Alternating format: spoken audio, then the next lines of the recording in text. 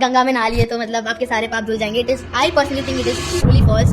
Like इसको बहुत अच्छे एग्जांपल के साथ समझ सकते हैं। हाँ। गंगा पुत्र भीष्म, हाँ। वो भी अपने कर्मों के साइकिल से नहीं बचे। जो उन्होंने बुरा किया होगा या उन्होंने जो टॉलरेट किया अननेसेसरीली, जहाँ पे उनको आवाज उठानी चाहिए थी वहाँ पे उन्होंने नहीं उठाई, तो यही कर्म का चक्र वापस घूम के उनकी डेथ का कारण बना।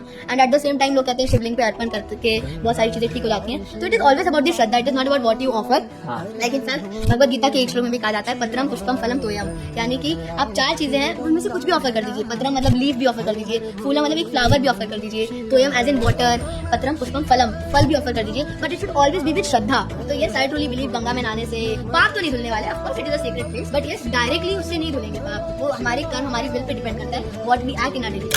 इस भाई की बात पर आने से पहले, जैसे इसने कहा है कि गंगा पाप नहीं धोती है, उस पर आने से पहले मैं आपको बता देना चाहता हूं कि कर्म क्या है या कर्मों का सिद्धांत क्या है। हम जानते हैं कि कर्म तीन प्रकार के होते हैं: संचित कर्म, प्रारब्ध कर्म और क्रियमाण कर्म। संचित कर्म जो कि हमारे पहले जन्मों के जो किए हुए कर्म हैं वो है संचित कर्म। प्रारब्ध कर्म जो हमारे इस शरीर के लिए बने हैं या जिसके द्वारा हमारे इस शरीर को भोगना पड़ेगा वो है प्रारब्ध कर्म। क्रियमाण कर्म जो हम इस शरीर में या इस जन्म में कर रहे हैं वो है क्रियमाण कर्म। तो कर्म तीन प्रकार के होते हैं। अब बात करते हैं इस भाई के द्वारा कही गई बात में, जिसमें इसने कहा था कि गंगा स्नान से पाप नष्ट नहीं होते।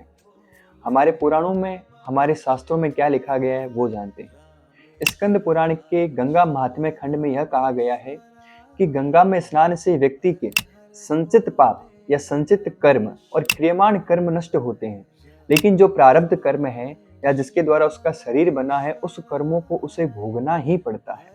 इसके अलावा हमारे पद्म पुराण में भी यही बात कही गई है कि गंगा स्नान से प्रारब्ध कर्मों का नष्ट नहीं किया जा सकता, केवल संचित कर्म और क्रियमाण कर्म ही नष्ट किए जा सकते हैं या संचित पाप ही नष्ट किया जा सकता है। यही बात गरुड़ पुराण के प्रेत खंड में कही गई है कि गंगा के स्नान से प्रारब्ध नष्ट नहीं होते। तो रही बात भीष्म पितामह की, तो उन्हें उनके प्रारब्ध कर्मों का फल मिला जो कि सर्वथा विदित है। तो यह बात कहना कि गंगा में स्नान से पाप नष्ट नहीं होते, यह उचित नहीं है।